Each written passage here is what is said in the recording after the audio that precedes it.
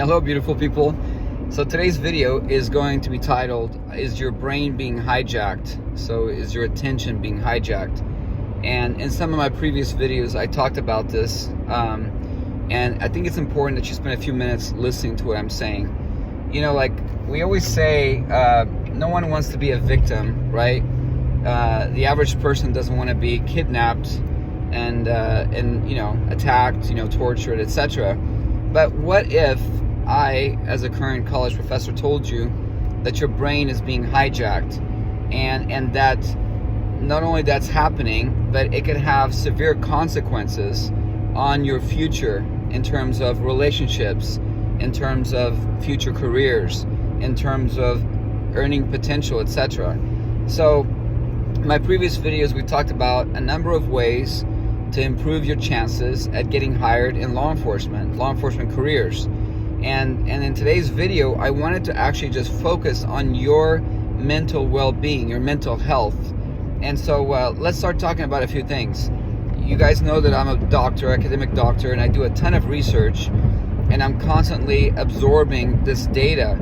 And the data I'm referring to is how much is technology affecting your brain, your developing brain. So before technology, before the social media movement, before your smartphone addiction, people would evolve, would develop learning information, right?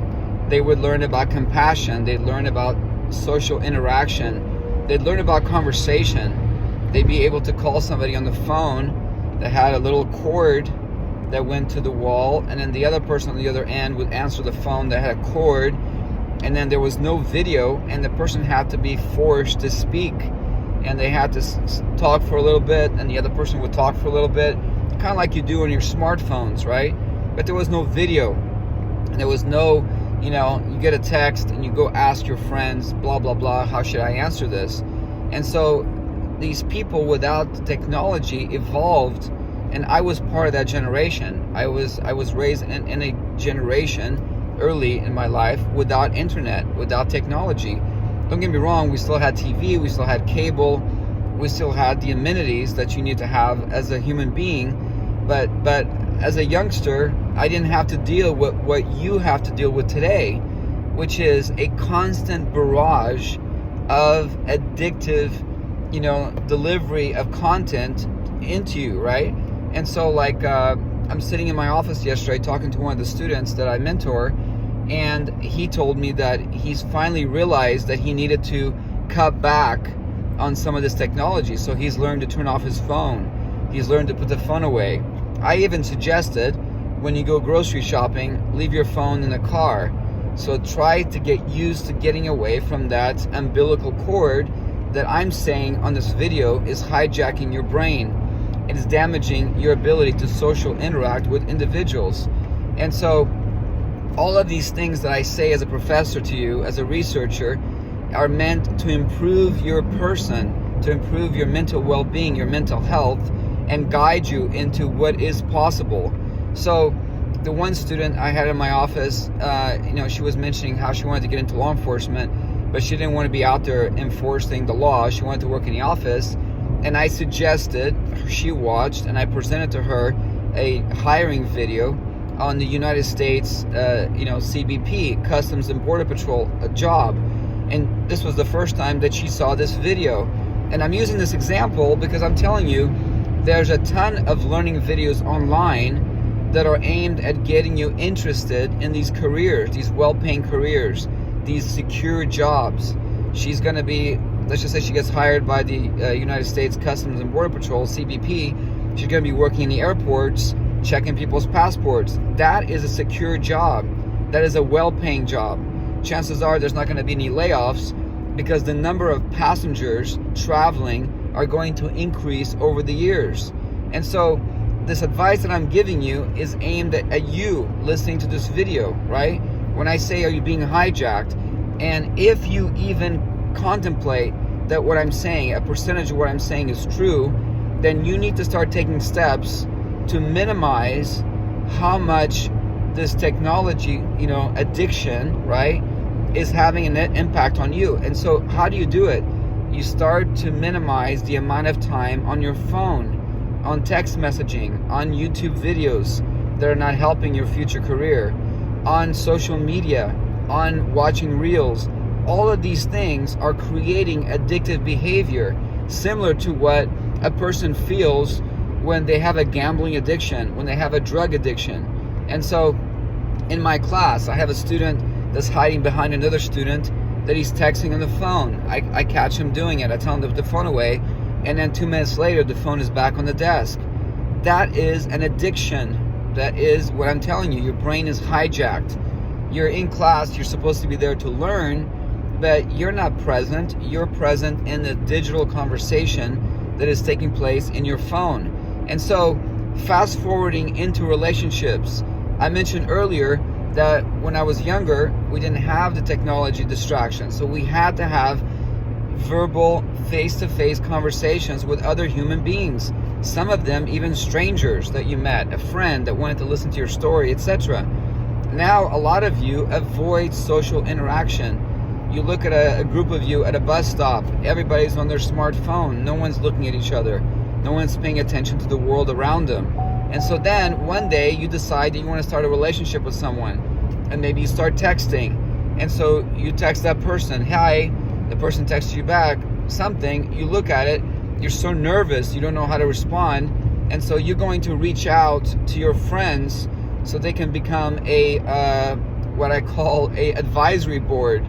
So your friends look at your text message, and a group of them offer how you should respond to this person who maybe you're interested in starting a relationship with. And then that person gets a message from you, but the message they receive is from the advisory board, not from you, but from your advisory board. And so what happens is they get this message like, oh my gosh, this was written by a very intelligent person. How do I respond? And so that person then gets his group of people to respond to your message. And this goes back and forth until one day you guys decide to meet up. And when you meet up, 9 out of 10 times, you're going to not recognize this person that you're meeting with, because this is not the person that's been having the conversation. This is very important. I'm telling you right now. I'm not talking about getting a job. I'm talking about just the basic relationships, whether it's friendships, dating relationships, engaging where you're going to marry this person, that type of thing. I'm thinking about this stuff is like hijacking your freaking brain. And so again, if just one of you listen to what I'm saying and you go, man, Brian, I think you're right on the money. I feel like I am being hijacked. Then you should think about this. Let me tell you another story. So in the old days, before all this technology, parents would tell their kids, hey, get off the phone. You got to brush your teeth. You got to be in bed by 9 because tomorrow's school.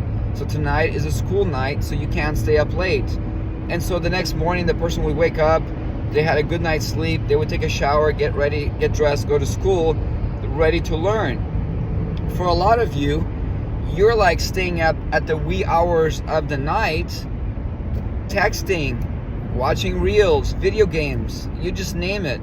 It's a form of brainwashing. Listen to what I'm saying. It's a form of brainwashing or hijacking, what I said earlier in this video. And so what happens when you only get 2 hours of sleep and then you come to college class or you go to school after only 2 hours of sleep?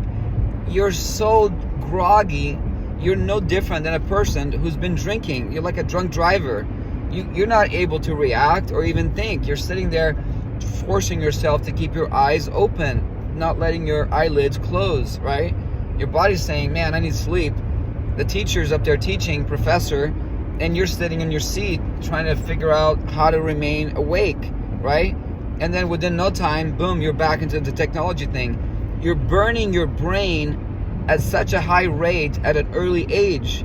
This is important to know. I'm telling you right now, I won't be here forever on YouTube. I won't be telling you these things forever. I'm telling you what I know, right?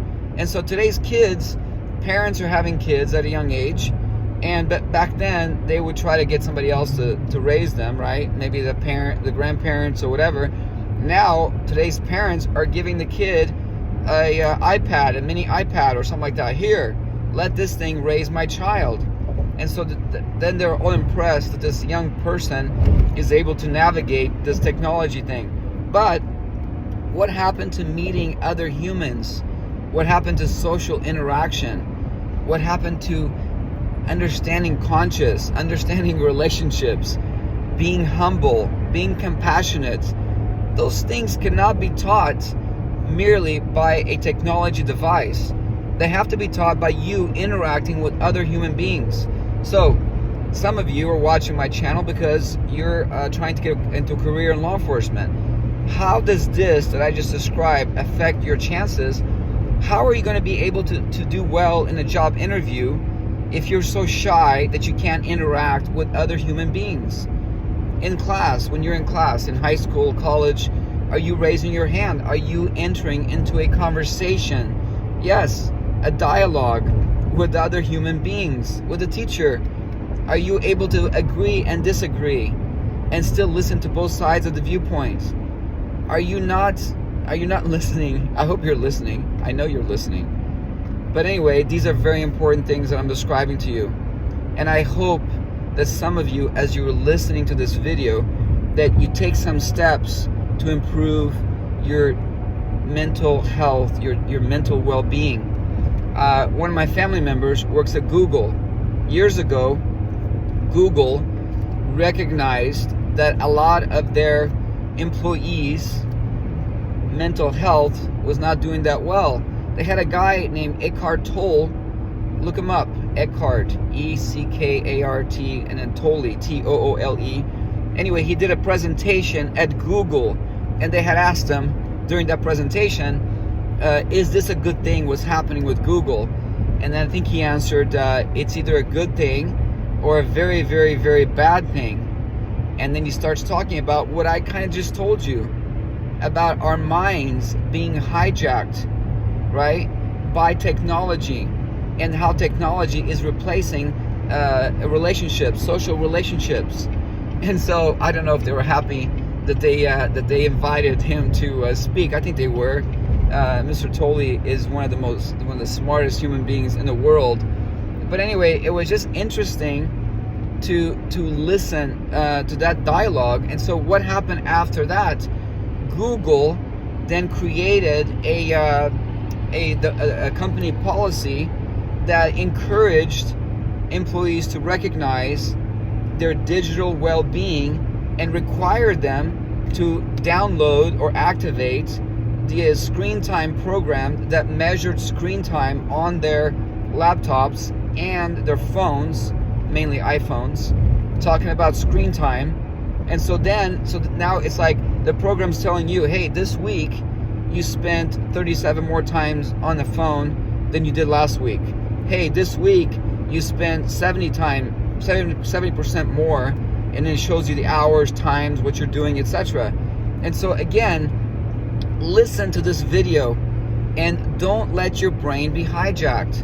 And instead, start thinking about how if you're able to implement some of these things that I said on this video, to turn off your phone at nighttime, turn on your phone to do not disturb. You're sleeping. The president's not going to call you. You're sleeping. Okay? Turn off your phone, put your phone on do not disturb, or turn off your phone, right? And go to sleep. Allow your body to be re-energized, rejuvenated, right? When you go to the grocery store, unless you have the shopping list on your phone, which you could, I guess there's a chance you could, if you know you're going to go in there, get a gallon of milk or whatever, leave your phone in the car. There's no need to always hold this thing that we all feel that is part of us. No, this is an extra thing. It's not the thing, right? Anytime, I'm summarizing, I don't know if you've noticed, I'm summarizing. Anytime you have a chance to have a conversation with your college professor, with your high school teacher, with a stranger, like you're in college, you run into somebody in the library, you want to have a conversation, you should. Why? Because it's going to improve your social networking. It's going to improve your ability to communicate with other human beings. It's going to decrease your stress. It's going to improve your ability to form relationships, whether it's just friendships, dating, one day marriage, etc. Communicating with your kids, right? You can't depend on just giving your kids an iPad and the hope, oh my gosh, they're so quiet right now, they're doing great. Yeah, but who is raising your child? And you, who's molding you into the person you're going to become? The internet is molding you. So therefore you are being hijacked. When you get a chance, in closing, watch a program. It was on Netflix a while back. It's called Social Dilemma, and it was about all of these engineers for Google, Twitter, Apple, whatever, that created the algorithms that is now what I call the digital addiction, right? And so please stay tuned. I also am going to be doing a video pretty soon on the drugs that you're either, you can experiment and still be able to get hired in law enforcement, or they completely exclude you from a job in law enforcement. Thank you for listening. Please subscribe if you haven't already done so. Click on the bell so that you're notified when these videos are produced. And do share this video with others. Hit the like button and share. I want to I'm telling you, you have a duty to pass this on to other people. Why? Because they need to hear this. They need to hear the news. And they need to improve their lives. The sooner the better, by the way. All right, reach out with any ideas for future videos on the comments section. I do listen to those, and I put them to use as often as possible. Take great care of yourselves and stay in touch.